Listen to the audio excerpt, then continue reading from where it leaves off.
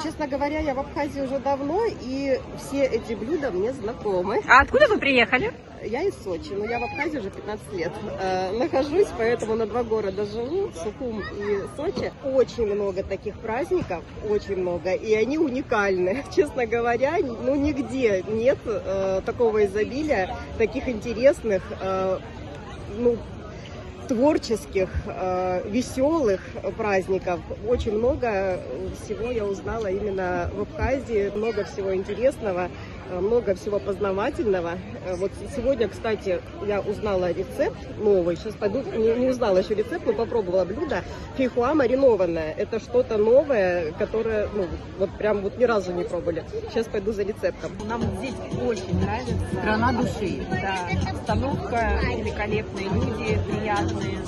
Из блюд что-то новое смогли для себя узнать, попробовать? Вот сейчас мы попробовали камбалу, и она очень интересная, да, очень интересная с этим соусом, прямо такая нежная. Но мы только-только еще пришли, поэтому мы только начинаем. Я попробовала пиво. Пиво очень вкусное, да. Ребята делают пиво. То есть у нас еще не все. Еще есть что попробовать, да? А вообще праздник очень классный, и сама по себе идея просто замечательная. Да. Вообще мы такой очень любим, когда вот такой обмен культурами, да, и такой дары вот того, что здесь есть, делится с нами Сухум, Абхазия и люди. Это очень классно.